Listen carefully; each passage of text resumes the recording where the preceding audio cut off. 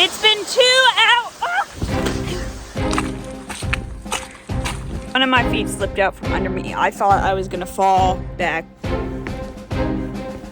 It takes you an hour to walk a mile. Wet rock, I can't see anything. I cry all the time.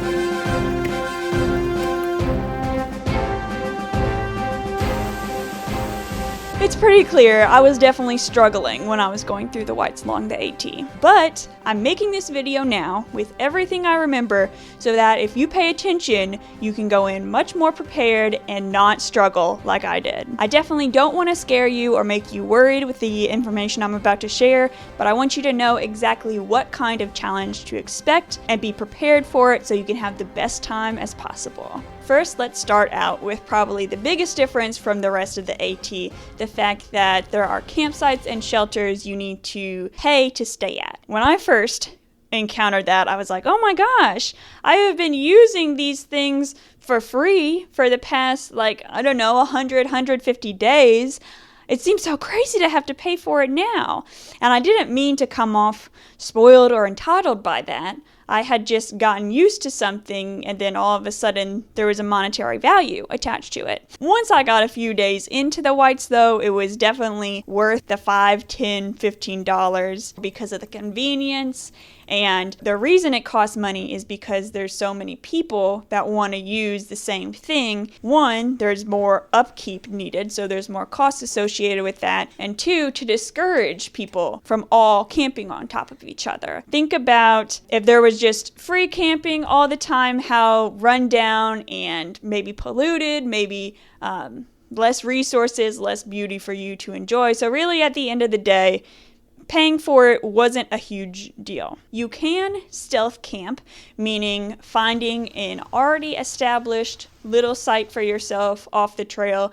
I think it's 0.5 away from existing shelters and huts, which we're going to talk about in a minute. Obviously, you don't want to camp above the tree line, and definitely do not camp on any vegetation that's growing. Don't move rocks around, don't cut down trees and stuff. Be good stewards of the land. You could find out about these stealth campsites from a friend that's ahead of you on trail, looking at the comments on Far Out, or you could just, towards the end of your day, make sure you have as much water as possible that you can carry with you, camel up as they say, and then keep an eye out. Be careful with that because you never know how much longer you're going to have to walk till you find something, but what I mean is don't be like, okay, I'm going to stealth camp here, let me set up all my tent and stuff on these ferns that are growing. Now let's talk about the AMC Huts. AMC stands for Appalachian Mountain Club, or Appalachian Mountain Club, and the huts are not what I think of when I picture a hut. They are very beautiful, usually wooden structures up in the mountains. They're staffed by a crew, spelled CROO, of about 4 people that it's a seasonal job, so you're there all summer. Once a week, you have to carry up and down supplies because there's not roads leading up there, and the huts serve meals for people that are staying there. They have bunk rooms that people can stay, kind of a pretty penny, and they get dinner and breakfast for staying there. Huts also sell first aid supplies. You might be able to purchase some soup or a warm drink there. A good thing to keep in mind, though, about the staff of the huts is that they work a customer service job, right? They have to attend to the guests' needs, and these guests are paying maybe $200 or more to spend the night there. And because it's up in the mountains, it's not the Holiday Inn. So maybe these guests were expecting something really fancy. It's not like after a day of work, they can kick back in the air conditioning, watch TV, and drink a beer. And of course, this is a job they probably chose for a reason because they like being up in the mountains and they like providing a service for people. But just bear in mind that when you, who are probably not a paying customer there, come and ask them a billion questions, they might not have an endless amount of patience, Remember, they're human too. Why I'm saying this is because I had very mixed interactions with the hut staff. First one I walked into, I was like, oh my gosh, this is so cool. Someone was making bread. So I asked her, hey, I'm documenting my experience through videos.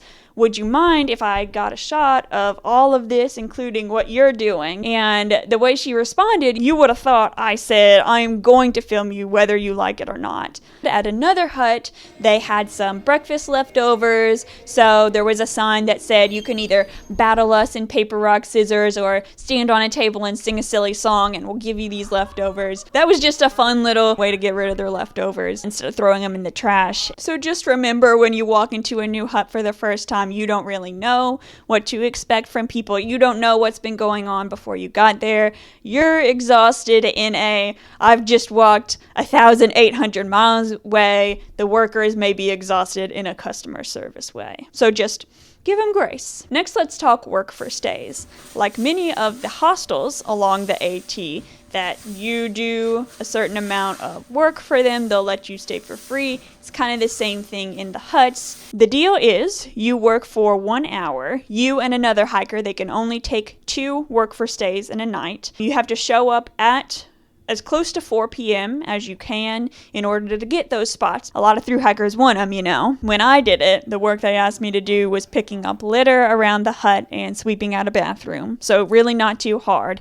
And you get 1 meal and to sleep inside. As a work for stay and not a paying guest, you're going to eat once all of the other guests have eaten, you know, fair enough.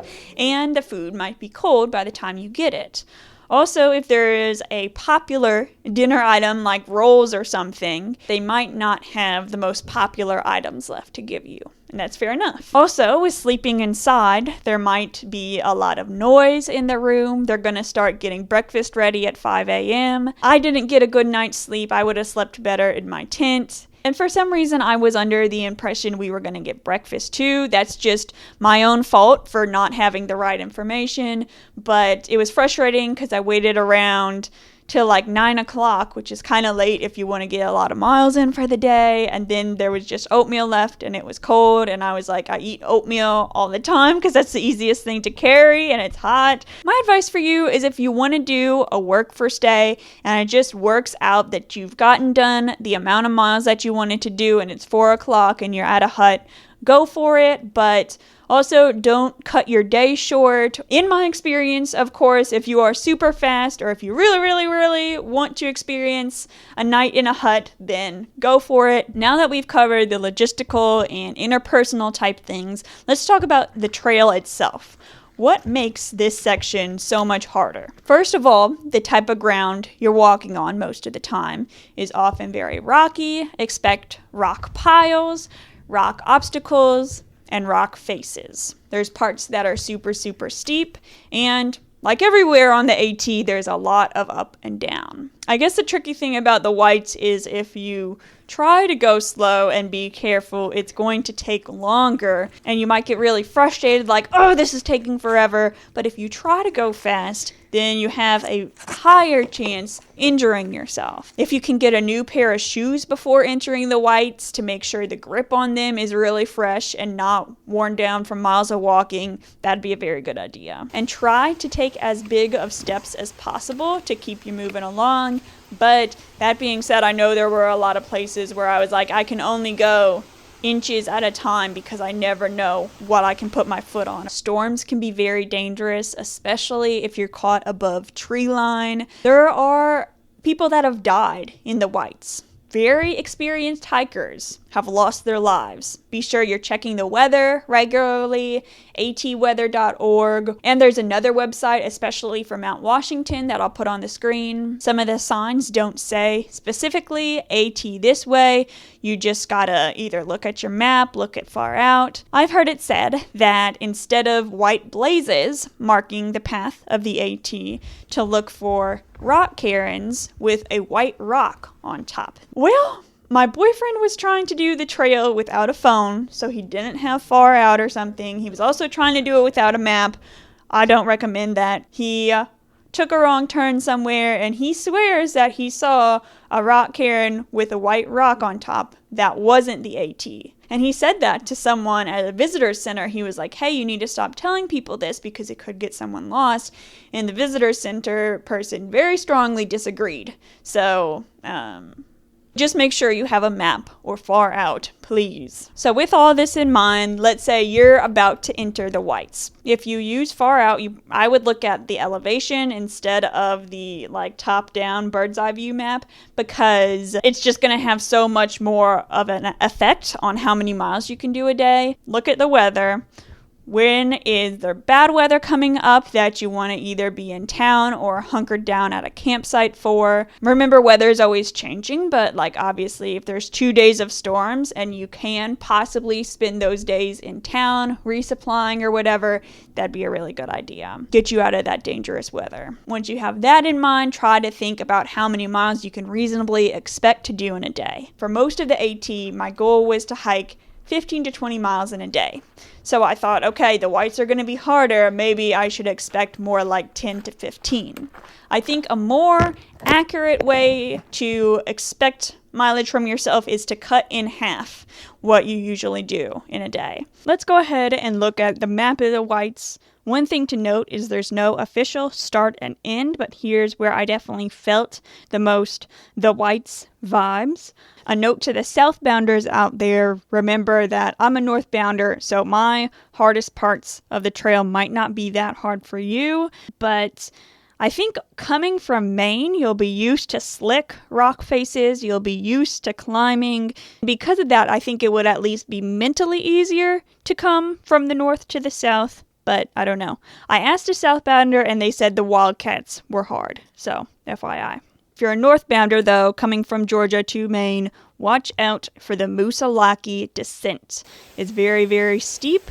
There is a lot of rocks. It's by a waterfall, so it's slick, and there's a drop-off on one side, so just heads up for that. There are slack packing services that hostels will slack pack you over Mount Moosalaki. Even the Kinsman Mountains, I've heard of people doing that. That way you can go up a somewhat easier direction and it'll just feel less unsafe. You've probably already noticed this is the elevation map from far out with some things I wrote in there. The things at the bottom are all places, roads you could possibly resupply. Now, Interstate 93, you have to take a side trail to a parking lot and then get picked up there. It's not super good hitching. So I would think the best place to resupply would be US Route 302. I also want to mention what's called the thru-hiker pass. This is an orange card that you can get at AMC Huts and tent sites. You get a deal on the tent sites, you get a deal on food. I think it is well worth the money. Now, going up Franconia Ridge is probably going to be your first time above tree line for an extended amount of time. If you don't already know, above tree line just means where you get too high in elevation for there to be trees growing, so it's a lot windier. It can be a little bit more dangerous because you're more exposed to the weather. When I was making this image, I couldn't fit it in, but that little point there is Mount Garfield, and coming down from there, the trail walks through a waterfall.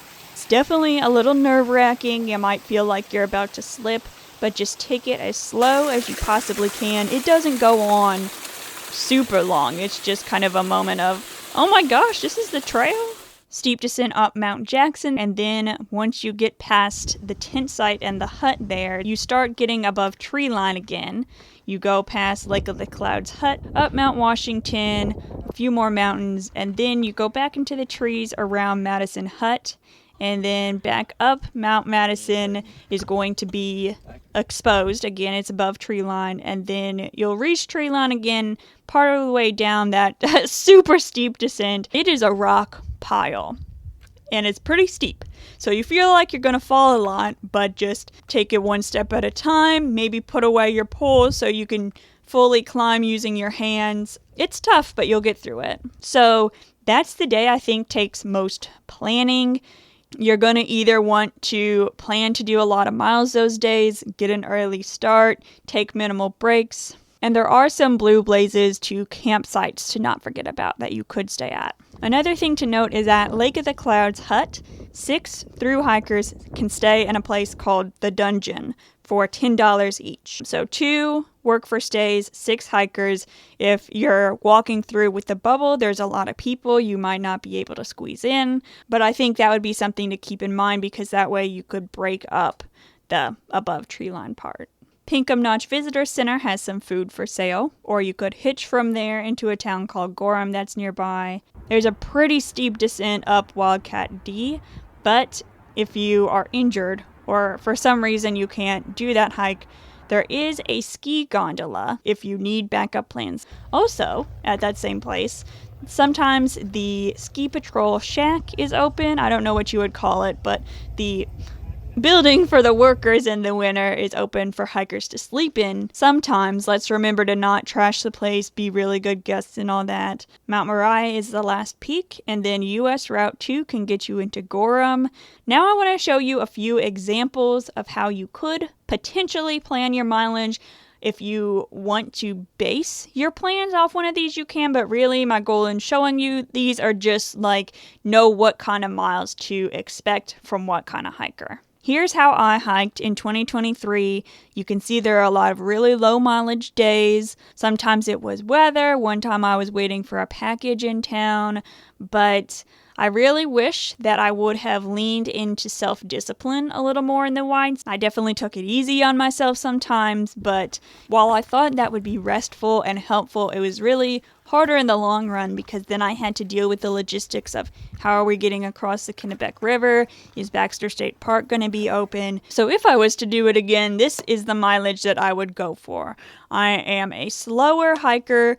Definitely had a hard time, especially coming down Mount Madison. I did know a group of hikers that were all retired, had a little bit more to spend, so they were able to sleep at the huts. On one hand, they didn't have to carry their tents, they didn't have to carry their breakfasts and dinners, so their packs were a bit lighter, but they said it was still challenging for them because there are some pretty far stretches between huts. This is a plan I found in some AMC literature.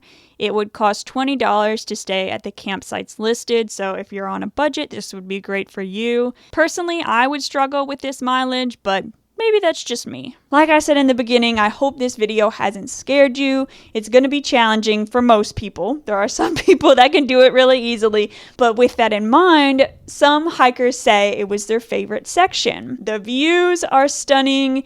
Even when you're in the trees and there's not as much of a view, there's still beautiful pine trees and lichen and fog and birds, and it's so beautiful. You can do it. I believe in you. If you have any questions at all, please leave them in the comments. I'll give you the best advice I can. It's a difficult section, but it's so worth it. You will get through it. There is an Asian buffet in Gorham. You can treat yourself when it's all done. If you are with the AMC or you are a person that lives in New Hampshire and goes hiking in White Mountain National Forest all the time, and you have anything to add, please put that in the comments. I'm only one person. The more information we can get, the better. Thank you for watching, and happy hiking.